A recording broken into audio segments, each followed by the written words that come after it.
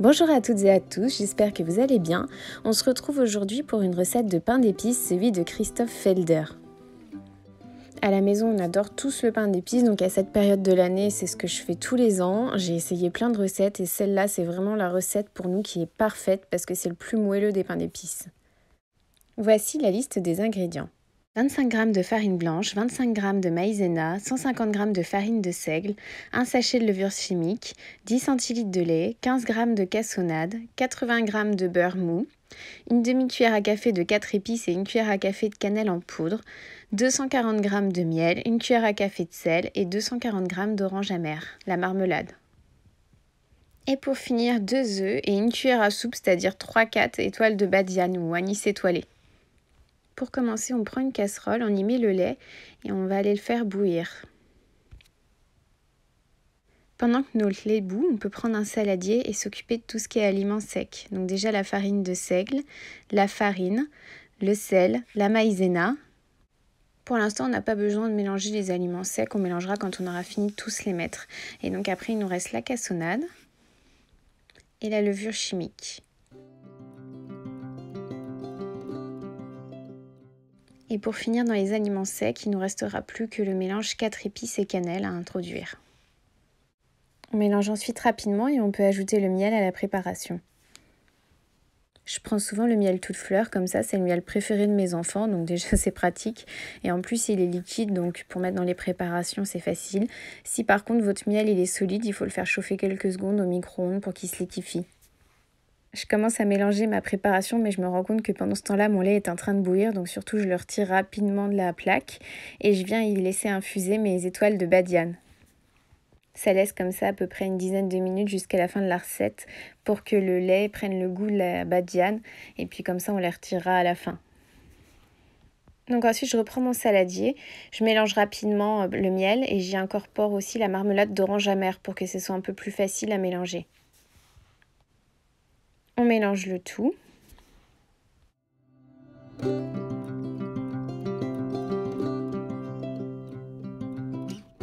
Une fois que la préparation commence à devenir bien homogène, on peut y ajouter nos 2 œufs.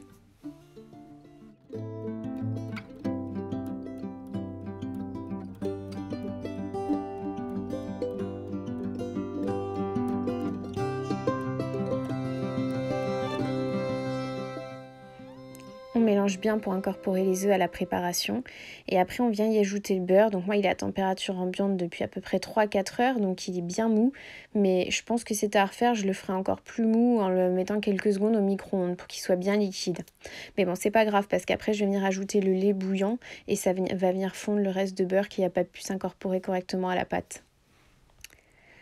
Donc voilà, la dernière étape pour ce pain d'épices, c'est d'y ajouter donc le lait. Je prends un petit tamis comme ça, un mini chinois, pour bien filtrer le lait et pour garder les étoiles de badiane que je vais rincer après et que je vais venir mettre en décoration sur le pain d'épices. Comme je vous disais, le lait est chaud puisqu'on vient de le faire bouillir, donc il finit comme ça de faire fondre le reste, les petits morceaux de beurre qui sont pas bien fondus.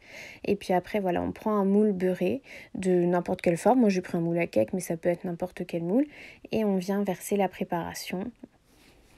Au bout d'une heure, une fois que le gâteau est cuit, je vais préparer mon nappage qui va aller sur le dessus.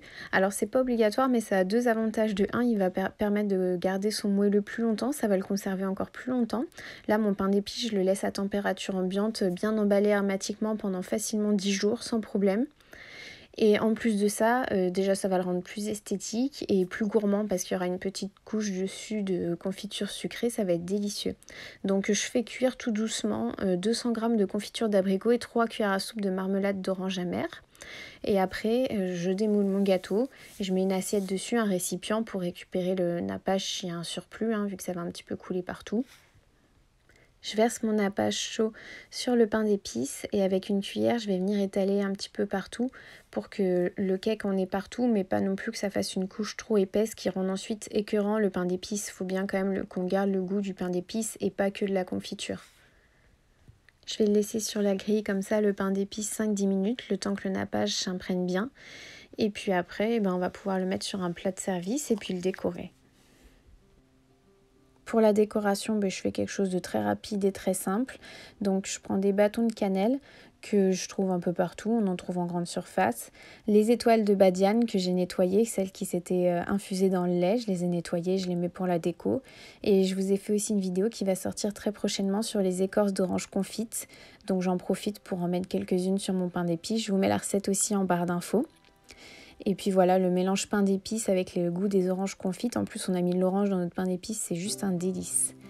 Voilà, j'espère que cette recette vous a plu. Si c'est le cas, n'hésitez pas à commenter, à vous abonner et à liker. Et à bientôt pour une nouvelle vidéo.